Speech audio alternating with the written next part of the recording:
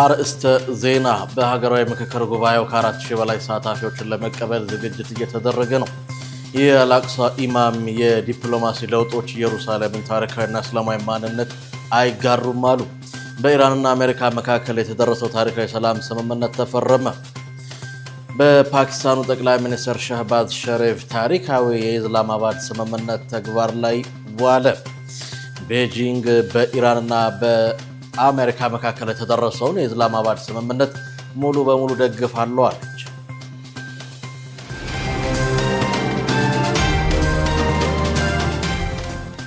አሰላሙ አለይኩም ወራህመቱላሂ ወበረካቱ። ክቡራትና ክቡራን የነጃሺ ቲቪ የምሽት መረጃ ተመልካቾቻችን እንደምን አምሽታችኋል? ከመረጃዎቹ ጋር ሰኢድ መሐመድ ነኝ። አብራችሁን ቆዩ። በሀገራዊ የምክክር ጉባኤው ከ4000 በላይ ተሳታፊዎችን ለመቀበል ዝግጅት መጠናቀቁን ሀገራዊ የምክክር ኮሚሽን አስታውቋል። የኢትዮጵያ ሀገራዊ ምክክር ኮሚሽን ከሐምሌ 8 2018 ጀምሮ በሚካሄደው ታሪካዊ ጉባኤ ላይ ከየአካባቢው የተወከሉ 4000 ተሳታፊዎችን ለመቀበል ሰፊ ዝግጅት መጠናቀቁን ገለጸ።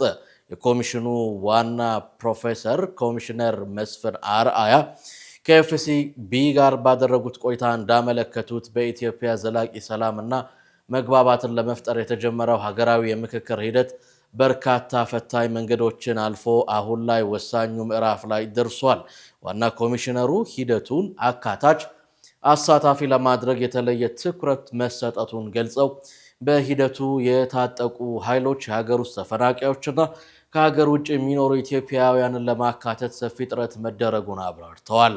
ምክክር በፍላጎት ላይ የተመሰረተ በመሆኑ ወደ ዋናው ጉባኤ በር ላይ እስከሚደርስ ድረስ አሁንም ቢሆን አጀንዳዎችን የመቀበል ስራው ክፍት ሆኖ እንደሚቆይ ፕሮፌሰር መስፍን አርአያ ጠቁሟል። ሐምሌ 8 ቀን በአዲስ አበባ የሚጀመረው ይህ ታሪካዊ ጉባኤ ተወካዮቹ በተከባበረና በተደማመጠ መንፈስ ችግሮቻቸውን እየተጋሩ ለመፍትሄው የሚመክሩበት እንደሚሆን እምነታቸው መሆኑን ኮሚሽኑ ገልጿል። ከጉባኤው በኋላ የሚቀመጡ የውሳኔ ምክረ ሀሳቦች በተግባር ላይ መዋላቸውን ኮሚሽኑ በቅርበት ክትትል እንደሚያደርግ የገለጹት ዋና ኮሚሽነሩ ከዚህ ታሪካዊ መድረክ ማግስት በሀገሪቱ ውስጥ ችግሮችን በጠረጴዛ ዙሪያ የመነጋገርና የመመካከር ባህል ይበልጥ እንደሚዳብርና የምክክር ሂደቱ ሁሉንም አካል አሸናፊ እንደሚያደርግ አስታውቀዋል።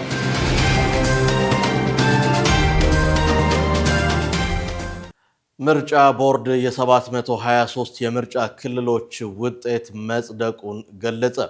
ሰባተኛው ጠቅላላ ምርጫ ከተካሄደባቸው የምርጫ 1139 የምርጫ ክልሎች መካከል የ723ቱ ውጤት መጽደቁን የኢትዮጵያ ብሔራዊ ምርጫ ቦርድ አስታውቋል። ለኢትዮጵያ ብሔራዊ ምርጫ ቦርድ ጠቅላላ ምርጫውን አስመልክቶ መግለጫ እየሰጠ ነው። የብሔራዊ ምርጫ ቦርድ ሰብሳቢ ሜላት ወርቅ ኃይሉ በመግለጫው እንዳሉት በአጠቃላይ ካሉት 1139 የምርጫ ክልሎች መካከል የ723ቱ የምርጫ ክልሎች ውጤቶች በቦርዱ ጸድቀዋል። ከፖለቲካ ፓርቲዎች የቀረቡ አብዛኞቹ ቅሬታዎችም በሕግ አካል ታይተው እልባት ማግኘታቸውን ጠቁመዋል። ዘገባው የኢዜአ ነው።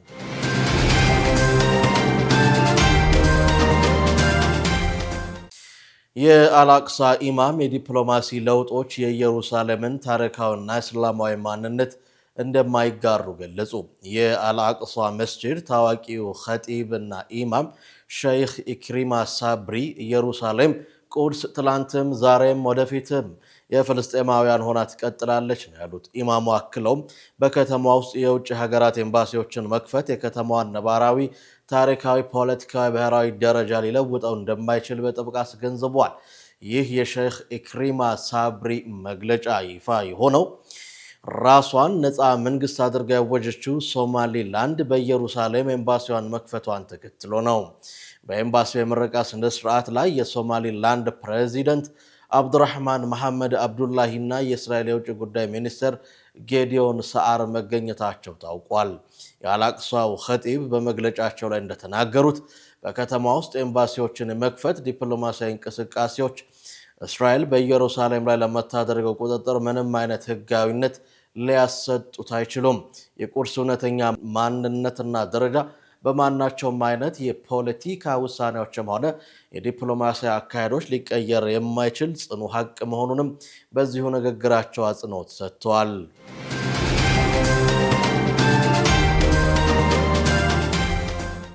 በዌስት ባንክ መስጂዶች መቃጠላቸውና የፍልስጤማውያን መኖሪያ ቤቶች መፍረሳቸው ተሰማ።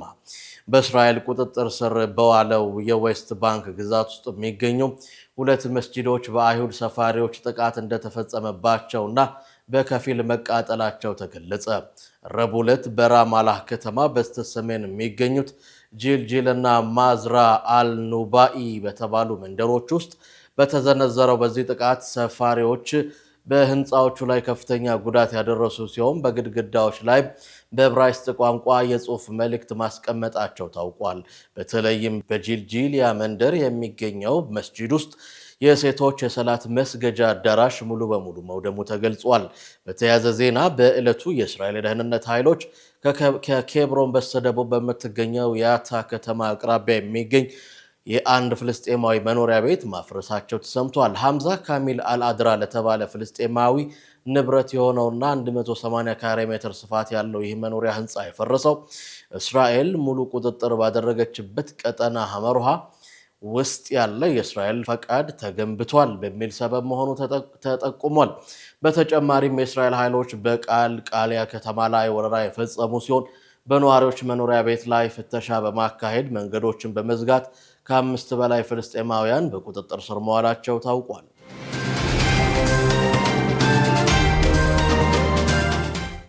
በጋዛ ከተደረሰው አወዛጋቢ የተኩስ አቁም ስምምነት በኋላ በእስራኤል ጥቃት ከ1000 በላይ ፍልስጤማውያን ተገደሉ። የጋዛው የተኩስ አቁም ስምምነት ከታወጀ ወዲህ በእስራኤል ጥቃቶች የተገደሉ ፍልስጤማውያን ቁጥር ከ1000 በላይ ማለፉ ተገለጸ። አሜሪካ መራሹ የተኩስ አቁም ስምምነት ባለፈው የፈረንጆቹ ዓመት ጥቅምት ወር ላይ ይፋ ቢደረግም እስራኤል ስምምነቱን በየቀኑ በመጣስ ጥቃቷን አጠናክራ ቀጥላለች። ከዚህ አሰቃቂ ጥቃት ባሻገር ተለዋዋጭ በሆነው ቢጫው መስመር አማካኝነት የእስራኤል ጦር የጋዛን መሬት በከፍተኛ ደረጃ በቁጥጥር ስር እያዋለ መሆኑ ተረጋግጧል። ባለፈው የፈረንጆቹ ዓመት ጥቅምት 10 ቀን 2025 በትራምፕ አስተዳደር አደራዳሪነት የተደረሰው የተኩስ አቁም ስምምነት በጋዛ ምድር ላይ ዘላቂ ሰላምን ማምጣት አልቻለም። የፍልስጤም ጤና ሚኒስቴር ይፋ ባደረገው የቅርብ ጊዜ መረጃ መሰረት ስምምነቱ ከጸደቀ ወዲህ ባሉት ወራት ውስጥ ብቻ ከ100 በላይ ፍልስጤማውያን በእስራኤል የቦምብና የአየር ጥቃቶች ተገድለዋል። ይህ ማለት በተኩስ አቁም ስምምነቱ ጥላ ስር በአማካኝ በየቀኑ 4 ፍልስጤማውያን ሕይወታቸውን ያጣሉ። የተባበሩት መንግስታት ድርጅት ባደረገው ማጣራት ከተገደሉት ንጹሃን መካከል ከፍተኛ ቁጥር ያላቸው ህፃናትና ሴቶች መሆናቸውን ያሳያል። በተለይም በህፃናት ላይ ብቻ ያነጣጠሩ ጥቃቶች መፈጸማቸውን የጠቀሰው የተመድ ሪፖርት እስራኤል ሆነ ብላ ህፃናትን ኢላማ እያደረገች ነው በሚል ስጋቱን ገልጿል። በአሁኑ ወቅት በአጠቃላይ በጦርነቱ የተገደሉ የፍልስጤማውያን ቁጥር ከ73,000 በላይ ማለፉ ተረጋግጧል። በእስራኤል በኩል ጥቃቶቹ የሐማስ አባላትን መነሻ ያደረጉ ናቸው የሚል ምክንያት ቢቀርብም ለተፈጸሙት ግድያዎች ግን እስካሁን ምንም አይነት ዝርዝር ማብራሪያ ወይም ማስረጃ ማቅረብ አልተቻለም። በስምምነቱ መሰረት ቢጫው መስመር የሎ ላይን በመባል የሚታወቀው ጊዜያዊ ወታደራዊ የድንበር ምልክት እስራኤል 53 በመቶ የሚሆነውን የጋዛ መሬት በቁጥጥሯ ስር እንድታቆይ የሚፈቅድ ነበር። ይሁን እንጂ የእስራኤል መከላከያ ሰራዊት መስመሩን ወደ ምዕራብ በኃይል በማስፋፋት በአሁኑ ወቅት የጋዛን 64 በመቶ መሬት ተቆጣጥሯል።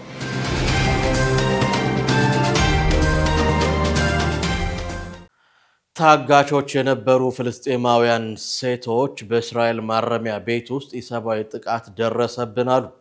የፍልስጤም የፖለቲካ ተሟጋችና ታጋች የነበረችው ላማ ኻታር በፍልስጤማውያን ሴቶች ላይ በእስራኤል እስር ቤቶች ውስጥ የደረሰውን ከባድ እንግልት ዘርዝራለች። ይህ እንግልት ድብደባን፣ ልብስ አስወልቆ መፈተሽን፣ መጎትጎትን፣ ማዋረድን፣ መሰረታዊ ነገሮችን እንዲሁም መጎተትን ያጠቃልላል።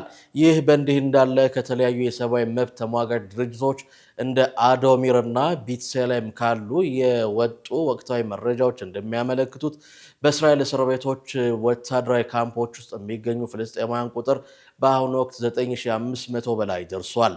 ይህ ቁጥር ከወረራው ወዲህ በከፍተኛ ሁኔታ የጨመረ ሲሆን ቀደም ሲል ከነበረበት የ5200 አማካይ ቁጥር በእጥፍ ገደማ አድጓል።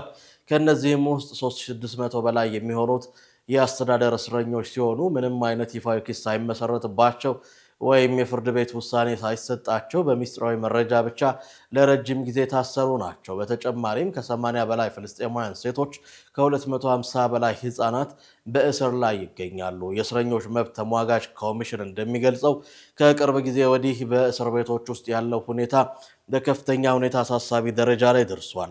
እስረኞች ለአሰቃቂ ድብደባ፣ እንግልት ከመዳረጋቸው ባሻገር የምግብ፣ የውሃ እጥረት፣ የሕክምና እገዳ እንዲሁም የቤተሰብ የጥበቃ ጥየቃ ሙሉ በሙሉ መከልከልን የመሳሰሉ ከባድ ሰብአዊ መብት ጥሰቶች የተፈጸሙባቸው እንደሚገኝ ሪፖርቶቹ ያመላክታሉ።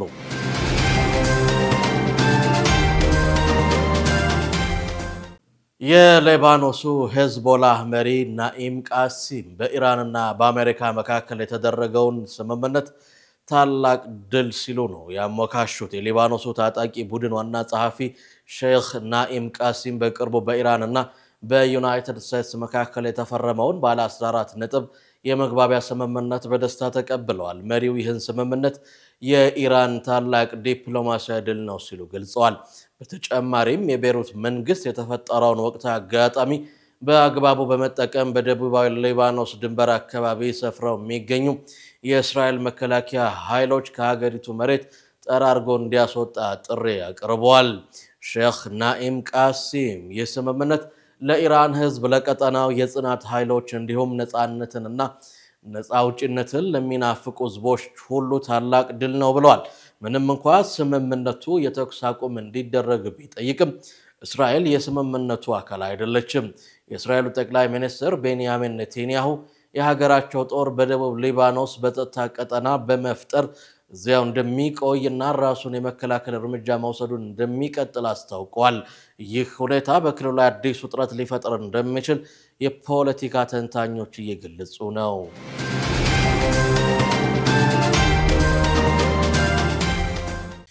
እስራኤል በደቡባዊ ሊባኖስ የምታካሄደው ህገወጥ የቤት ማፍረስና የወረራ ዘመቻን እንደማታቆም አስታወቀች። የእስራኤል መንግስት ከፍተኛ ባለስልጣንና የብሔራዊ ደህንነት ሚኒስትር የሆኑት ጽንፈኛው ኤታማር ቤን ግቪር ረቡዕ ዕለት በሰጡት መግለጫ እስራኤል በደቡብ ሊባኖስ የምታካሄደውን ህገወጥ የቤቶች ማፍረስና የንጹሐንን ቀዬ የማውደም ዘመቻ በፍጹም አታቆምም ሲሉ በይፋ ተናግረዋል።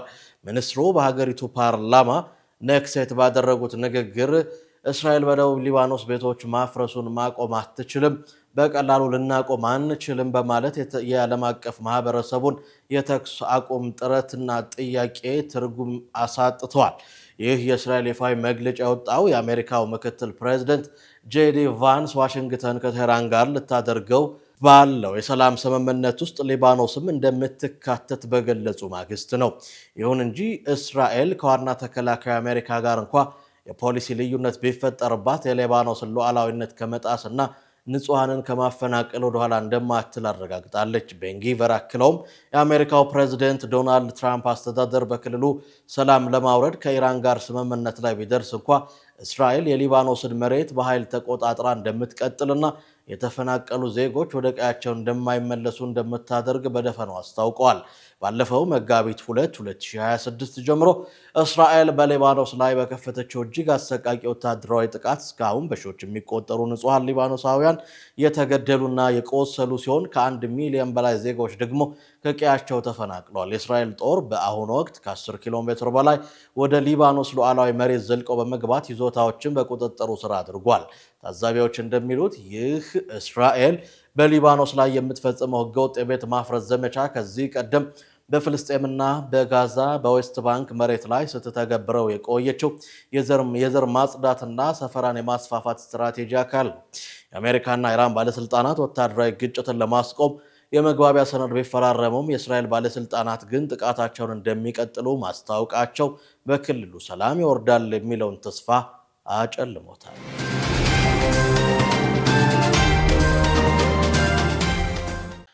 እስራኤል በአሜሪካና በኢራን መካከል የተደረሰውን ስምምነት ጥረት በመቃወም ወታደራዊ ዝግጅቷን እያጠናከረች መሆኑ ተሰማ። የእስራኤል መንግስት ወታደራዊ ኃይሉ የጥቃት ኢላማዎችን ዝርዝር እንዲያሰፋ ለማንኛውም አይነት የጦርነት ማገርሸት ዝግጁ እንዲሆን ትዕዛዝ ማስተላለፏን የውጭ መገናኛ ብዙሃን ዘገቡ። ይህ የተሰማው በአሜሪካና በኢራን መካከል የተደረሰው የሰላም ስምምነት ይፈርሳል የሚል ስጋትና ግምት በቴል አቪቭ ባለስልጣናት ዘንድ በመበርታቱ ነው።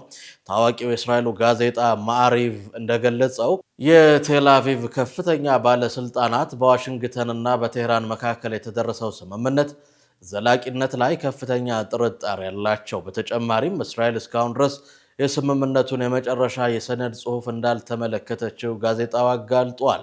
በጉዳዩ ላይ መግለጫ የሰጡት የእስራኤል ሚኒስትር ዘቨልኪን ሀገራቸው ከአሜሪካ ኢራን ንግግር ሙሉ በሙሉ ራሷን ማግለሏንና የተደረሰውም ስምምነት እስራኤልን እንደማያስገድዳት በይፋ አስታውቀዋል።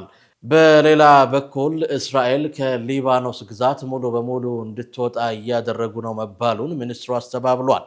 ሆኖም ወታደራዊ ዘመቻው እንዲቆም ዓለም አቀፍ ጥሪዎች ቢቀርቡም ጠቅላይ ሚኒስትር ቤንያሚን ኔታንያሁ የጦር ኃይላቸውን ከሊባኖስ የማስወጣት እቅድ ሙሉ በሙሉ ውድቅ አድርገዋል።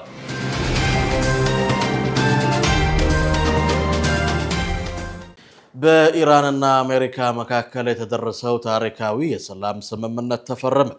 በአሜሪካና በኢራን እስላማዊ ሪፐብሊክ መካከል ረጅም ጊዜ ቀጥሎ የነበረውና እንደ ፈረንጆቹ ሚያዝያ 28 ቀን 2026 የተቀሰቀሰው አውዳሚ ቀጠናዊ ወታደራዊ ግጭት በአስቸኳይ የሚያስቆም ታሪካዊ የመግባቢያ ስምምነት በይፋ ተፈርሟል። በፓኪስታንና በኳታር አደራዳሪነት የተደረሰውና 14 ወሳኝ ነጥቦችን ያካተተው የስምምነት በመካከለኛው ምስራቅ ለተፈጠረው ከፍተኛ የኃይልና የነዳጅ ቀውስ ታላቅ እፎይታን ይዞ መጥቷል። በቀጠናው አዲስ የሰላም ምዕራፍ ይከፈታል ተብሎም ተስፋ ተጥሏል። የፊርማ ስነ ስርዓቱ በፈረንሳይ አስተናጋጅነት በሁለት መንገድ የተከናወነ ሲሆን የአሜሪካው ፕሬዝደንት ዶናልድ ትራምፕ የፈረንሳዩ ፕሬዝደንት ኢማኑኤል ማክሮን በቬርሳይ ቤተ መንግስት ባዘጋጁት የጂ7 የራት ግብዣ ላይ ሰነዱን በአካል ፈርሟል። በሌላ በኩል የሰነዱ መደምደሚያ በርቀት የተከናወነ ሲሆን ፕሬዝደንት ትራምፕ በአሜሪካ በኩል እንዲሁም የኢራኑ ፕሬዝደንት መሱድ ፔዚሽኪያን በኢራን በኩል በዲጂታል ዘዴ ፈርመውታል። የተፈረመው ሰነድ ፎቶግራፍም ወዲያውኑ ለአደራዳሪ ጋር ተላልፏል። የተደረሰው ታሪካዊ መግባቢያ ስምምነት በዋሽንግተንና በቴህራን መካከል ለሚደረገው አጠቃላይና ዘላቂ የሰላም ስምምነት እንደ መነሻ የሚያገለግል ሲሆን ሁለቱ ወገኖች በሚቀጥሉ 60 ቀናት ውስጥ የመጨረሻውን የሰላም ስምምነት ሰነድ በድርድር ለማጠናቀቅ የጊዜ ሰሌዳ አስቀምጠዋል። ይፋ የተደረገው የሁለቱ ሀገራት የጋራ ሰነድ መሰረት አሜሪካ፣ ኢራንና በየጎራው የተሰለፉ አጋሮቻቸው ሊባኖስን ጨምሮ በሁሉም ግንባሮች የሚያደርጓቸውን ወታደራዊ እንቅስቃሴዎች በአስቸኳይና በቋሚነት ለማቆም ተስማምተዋል። ሁለቱ ሀያላን ከዚህ ቀደም ይከተሉት የነበረውን የኃይል አማራጭና የዛቻ ፖለቲካ ሙሉ በሙሉ በማስወገድ የሀገራቸውን ሉዓላዊነትና ግዛታዊ አንድነት ለማክበር ቁርጠኝነታቸውን በይፋ ገልጸዋል። በስምምነቱ ሌላኛው አንቀጽ መሰረት ኢራን ስትራቴጂካዊ በሆነው የሆርሙዝ ባህረ ሰላጤ ላይ የጣለችውን ገደብ ማንሳት መጀመሯን አረጋግጣለች። ፕሬዚደንት ትራምፕ በሰጡት መግለጫ በአሁኑ ወቅት በአካባቢው አንዳንድ የተቀበሩ ፈንጆችን የማጽዳት ስራ እየተሰራ በመሆኑ ወሽመጡ በከፊል መከፈቱን ገልጸው እስከ ሰኔ 19 ድረስ ግን ሙሉ በሙሉ ክፍት ሆኖ የዓለም የንግድ መርከቦች በነፃነት መጓዝ እንደሚጀምሩ አስታውቋል። በአንጻሩ አሜሪካ በኢራን ላይ ጥላ የነበረው የባህር ኃይል እገዳ ወዲያውኑ እንደሚነሳ፣ የኢራን የነዳጅ ምርት ወደ ውጭ እንደሚላክ ፈቃድ ለመስጠትና የታገደው የቴህራን ገንዘብና ጥቅማ ጥቅሞችን ለመልቀቅ ቃል ገብታለች። በቀጠናው ዘላቂ መረጋጋትን ለመፍጠር ከተቀረጹ ዋና ጥቅሎች መካከል አሜሪካና ቀጠና አጋሮቿ ወደፊት የኒውክሌር ጉዳይ ሙሉ በሙሉ እልባት ሲያገኝ ለኢራን ኢኮኖሚያዊ ማገገሚያና ለቀጠናው መልሶ ግንባታ የሚውል ቢያንስ $300 ቢሊዮን የሚደርስ ግዙፍ የፋይናንስ ድጋፍ ለማቅረብ ተስማምተዋል። በኒውክሌር መርሃ ግብር ዙሪያም ኢራን የኒውክሌር መሳሪያዎችን ላለማልማት የገባችውን ቃል በድጋሚ ያረጋገጠች ሲሆን በሀገሪቱ ውስጥ ስላለው የቀጣዮቹ የዩራኒየምና ሌሎች ጉዳዮች በ60 ቀናት በሚደረጉ ዝርዝር ድርድሮች ላይ ውሳኔ ያገኛል። የመጨረሻው ስምምነት ተጠናቆ ስራ ላይ በሚውልበት ወቅትም በአቅራቢያው የሰፈሩ የአሜሪካ ወታደራዊ ኃይሎችና ቁሳቁሶች ከኢራን ድንበር አቅራቢያ ሙሉ በሙሉ ይነሳሉ ተብሏል። ይህን ታሪካዊ ሂደት በአግባቡ ለመከታተል የጋራ ጥምር ኮሚቴ የሚቋቋም ሲሆን የመጨረሻው የሰላም ስምምነት በተባበሩት መንግስታት ድርጅት የጸጥታው ምክር ቤት አስገዳጅ ውሳኔ የሚታገዝ ይሆናል። ለዚህ ታሪካዊ ስምምነት መሳካት ዓለም አቀፉ ማህበረሰብ፣ የቀጠናው ሀገራት ታላቅ አዎንታዊ ግብረ መልስ ሰጥተዋል። የፈረንሳዩ ፕሬዝዳንት ኢማኑኤል ማክሮን በጂ7 ጉባኤ ላይ ስምምነቱን ትልቅ ታሪካዊ ስኬት ሲሉ ገልጸውታል። እንደ ብሪታንያ፣ ጀርመን፣ ጃፓን፣ ካናዳ ያሉ ሀገራትም የሆርሙዝ ወሽመጥ የባህር ላይ ደህንነት እንዲጠበቅ የበኩላቸውን እገዛ ለማድረግ ዝግጁ መሆናቸውን በጋራ መግለጫ አስታውቋል። በተጨማሪም ሳውዲ አረቢያ፣ አረብ ኤምሬት፣ ቱርክ፣ ግብፅ ስምምነቱን በደስታ ተቀብለዋል። ቻይናም በበኩሏ ለስምምነቱ መሳካት ፓኪስታን ላደረገችው ከፍተኛ አደራዳሪነት ሚና ምስጋና አቅርባለች።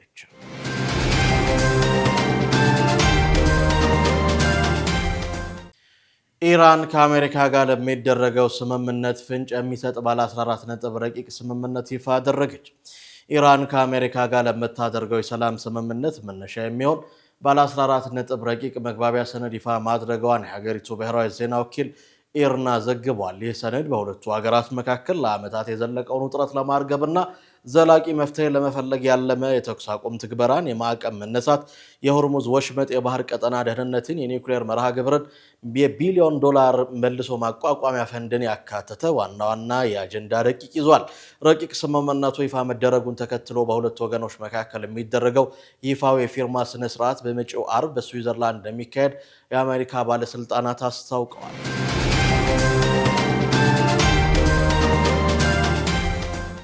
የፓኪስታኑ ጠቅላይ ሚኒስትር ሼህባዝ ሸሪፍ ታሪካዊው የኢስላማባድ ስምምነት በተግባር ላይ መዋሉን አወጁ። የፓኪስታኑ ጠቅላይ ሚኒስትር ሼህባዝ ሸሪፍ በአሜሪካና በኢራን መካከል የተደረሰው ታሪካዊው የኢስላማባድ የመግባቢያ ስምምነት ከአሁን ሰዓት ጀምሮ ሙሉ በሙሉ ወደ ትግበራ መግባቱን ይፋ አድርገዋል። ጠቅላይ ሚኒስትሩ ዛሬ በሰጡት መግለጫ ሁለቱ ሀያላን ሀገራት በዲጂታል ፊርማ ያረጋገጡት ይህ ስምምነት በክልሉ የነበረውን ከፍተኛ የጦርነት ውጥረት በዘላቂነት ለመፍታት ወሳኝ ምዕራፍ መሆኑን ገልጸዋል። እንደ መጀመሪያ እርምጃም የኢራን እስላማዊ ሪፐብሊክ በጦርነቱ ምክንያት ዘግታው የነበረውን ዓለም አቀፍ የነዳጅ ንግድ ቁልፍ መተላለፊያ የሆነውን ስትራቴጂካዊ የሆርሙዝ ባህር ወሽመጥ በአስቸኳይ ለጭነት መርከቦች ክፍት እንደምታደርግ አስታውቃለች። በምላሹም የአሜሪካ ጦር ኃይል በኢራን ላይ ጥሎት የነበረውን ጥብቅ የባህር ኃይል ከበባ ወዲያው እንደሚያነሳ ጠቅላይ ሚኒስትር ሼህባዝ ሸሪፍ ይፋ አድርገዋል።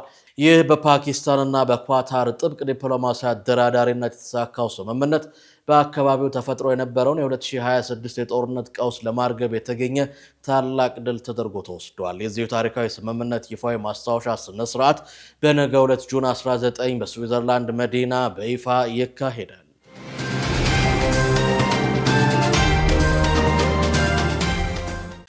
የአሜሪካው ፕሬዝዳንት ዶናልድ ትራምፕ እስራኤልን ተቹ።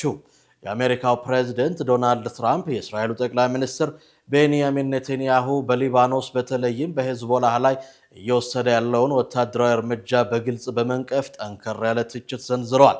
ፕሬዝዳንቱ ከጠቅላይ ሚኒስትር ኔታንያሁ ጋር ያላቸውን የሐሳብ ልዩነት በይፋ በገለጹበት ወቅት እስራኤል ከሄዝቦላህ ጋር በነበራት ግንኙነትና የውጭ ግንኙነት የሰከነ ባህሪ ማሳየት ትችል እንደነበረ ጠቁመው በአሁኑ ወቅት በጣም ንጹሃን ዜጎች እየተገደሉ መሆኑን ገልጸዋል። ፕሬዝዳንቱ ኦፕሬሽኖቹ በጥቂቱ መረጋጋትና ቀለል ያለ አካሄድን ሊከተሉ እንደሚገባ አሳስቧል።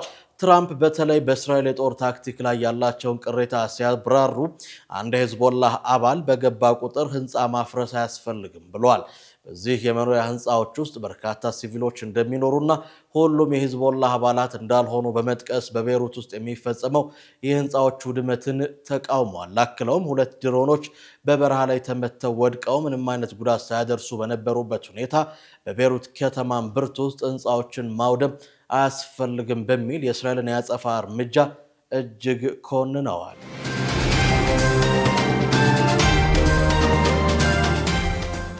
ቤጂንግ በኢራንና በአሜሪካ መካከል የተደረሰውን የኢስላማባድ ስምምነት ደግፋለሁ አለች። ቻይና በኢራንና በአሜሪካ መካከል የተደረሰውን የኢስላማባድ የመግባቢያ ስምምነት ሙሉ በሙሉ እንደምትደግፍና ለተግባራዊነቱ አስፈላጊውን እገዛ ለማድረግ ዝግጁ መሆኗን ይፋ አድርጋለች። የቤጂንግ የውጭ ጉዳይ ሚኒስቴር ባወጣው መግለጫ ስምምነቱ በቀጠናው ላይ የነበረውን ዲፕሎማሲያዊ ውጥረት ለማርገብ ዘላቂ ሰላም ለማስፈን ትልቅ ሚና አለው ብሏል። ቻይና ስምምነቱ በተሳካ ሁኔታ እንዲተገበር የበኩሏን ድጋፍ እንደምታደርግ ገልጻለች።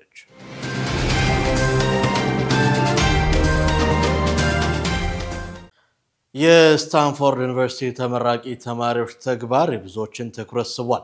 በስታንፎርድ ዩኒቨርሲቲ የምረቃ ስነ ስርዓት ላይ ተመራቂ ተማሪዎች ለፍልስጤም ነጻነት ድምጽ ሆነዋል።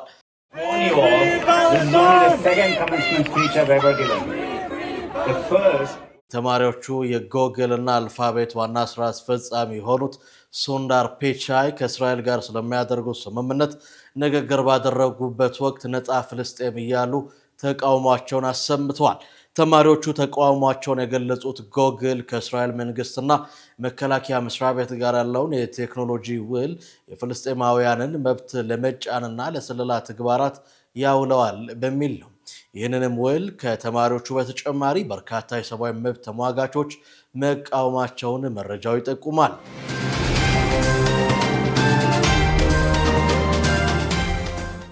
በመጨረሻም ወደ ዕለቱ የቢዝነስ መረጃ አለፍን። ዙበይዳ ሐሰን እንደሚከተለው አሰናድተዋለች። ሁለተኛው የኢትዮ ቻይና የቡና ኤግዚቢሽን ሊካሄድ መሆኑ ተነግሯል። ሁለተኛው የኢትዮ ቻይና የቡና ኤግዚቢሽን መስከረም 15 ሊካሄድ መታቀዱን የኢትዮጵያ ቡናና ሻይ ባለስልጣን ያስታወቀው። ይህ የተነገረው የኢትዮጵያ ቡናና ሻይ ባለስልጣን አመራሮች ጁዶ ሎጂስቲክ ካምፓኒ የተባለ የቻይና ድርጅት ጋር በተወያዩበት ወቅት ነው። በመጀመሪያው የኢትዮ ቻይና የቡና ኤግዚቢሽን የኢትዮጵያ ባህላዊ የቡና አፈላል ስርዓት ቀርቦ የኢትዮጵያን ቡና የማስተዋወቅ ስራ መሰራቱ ተነግሯል። ነገር ግን በኤግዚቢሽኑ ላይ የኢትዮጵያ ቡና ተዋናዮች በስፋት አለመሳተፋቸው በቅሬታ መልኩ ተነስቷል ተብሏል። በዚህም በሁለተኛው የኢትዮ ቻይና የቡና ኤግዚቢሽን በበቂ ሁኔታ የኢትዮጵያ የቡና ተዋናዮችና ማህበረሰቦች በስፋት እንዲሳተፉና እንዲገኙ ጥሪ ቀርቧል የተባለው። ቻይና የሀገራችን የቡና ምርት መዳረሻ ከሆኑ ሀገሮች መካከል በቀዳሚነት ከሚጠቀሱት ውስጥ ናት ተብሏል። ለዚህም የኢትዮጵያ ቡና በመግዛት አምና 7ኛ የነበረችው ቻይና ዘንድሮ ላይ ደግሞ 3ኛ ደረጃ ላይ መገኘቷም ተነግሯል። ኢትዮጵያ ወደ ቻይና ቡናን ያለ ቀረጥ እንደምታስገባ ከቡናና ሻይ ባለስልጣን ያገኘነው መረጃ ያሳያል። በአማራ ክልል ከ2.1 ሚሊዮን ኩንታል በላይ ስንዴ ምርት መመረቱ ተሰምቷል። በአማራ ክልል ሰሜን ሸዋ ዞን በዘንድሮ በጋ መስኖ ከለማው ስንዴ ውስጥ ከ2.1 ሚሊዮን ኩንታል በላይ ምርት መገኘቱን የተነገረው በዞኑ ግብርና መምሪያ የመስኖ አጠቃቀም አግሮኖሚስት አቶ ዘሩ ገረመው በበጋ ወራት የተለያዩ የመስኖ አማራጮችን በመጠቀም 51966 ሄክታር መሬትን በስንዴ በማልማት ከ2 ሚሊዮን 147 ሺህ ኩንታል በላይ ምርት መመረት መቻሉን ገልጸዋል። ምርታማነትን ለማሳደግም በባለሙያዎች ድጋፍ የማዳበሪያ የምርጥ ዘርና ሌሎች ቴክኖሎጂዎችን አርሶ አደሩ በአግባቡ እንዲጠቀሙ ማድረግ መቻሉም ተነግሯል። በዚህም የዞኑ የበጋ መስኖ ስንዴ ምርታማነት በሄክታር በአማካኝ 60 ኩንታል ደርሷል መባሉን ኢዜአ ዘግቦታል። አርሶ አደሮቹ ያመረቱትን ስንዴ ከቤት ውስጥ ፍጆታ ባሻገር ለኢንዱስትሪዎች ግብዓትና ለአካባቢ ገበያ በማቅረብ የገበያ ማረጋጋት ስራ ሰርተዋልም ነው የተባለው። በዞኑ የንግድና ገበያ ልማት መምሪያ የሰብልና የኢንዱስትሪ ግብይት ባለሙያ የሆኑት አቶ ጌታው ሙሉ አሁን ላይ የስንዴ ዋጋ ቀንሷል ብለዋል። ይህም የዱቄት ፋብሪካዎች በቂ ዱቄት በማምረት ለዳቦ አምራቾች እንዲያቀርቡ እየተደረገ ይገኛልም ብለዋል። ማርሴክ በባህረ ሰላጤው ላይ የጣለውን የእቃ ማጓጓዣ እገዳ እንደማያነሳ ማስታወቁ ተሰምቷል። የዴንማርክ ግዙፉ የባህር ላይ የእቃ ጫኝ ድርጅት ማርሴክ የሆርሙዝ ወሽመጥ ቢከፈትም ነገር ግን በባህረ ሰላጤ ቀጠና የጣለውን የእቃ እንቅስቃሴ ገደብ እንደማያነሳ አስታውቋል። ማርሴክ የኢራንና አሜሪካ ስምምነትን ተከትሎ የሆርሙዝ ወሽመጥ ቢከፈትም ነገር ግን በቀጠናው ያለው አለመረጋጋት አሁንም ስጋት ይፈጥርብኛል ብሏል።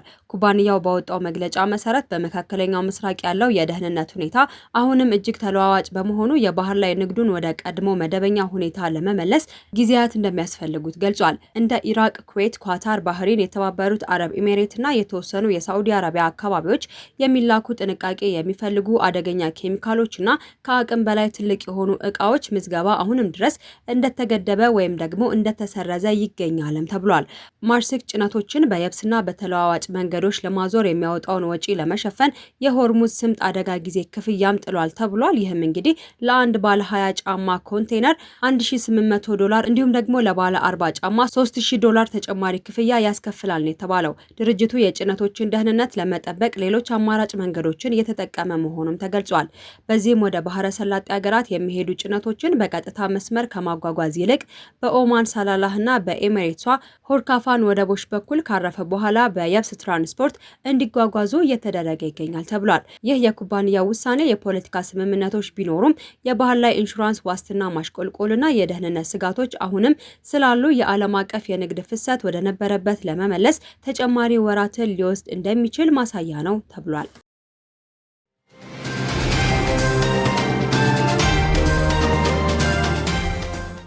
ክቡራትና ክቡራን የነጃሺ ቲቪ የምሽት መረጃ ተመልካቾቻችን የዕለቱን የምሽት መረጃ በዚሁ አገባደድን። ከቀሪ ነጃሺ ቲቪ የምሽት መሰናዶ ጋር መልካም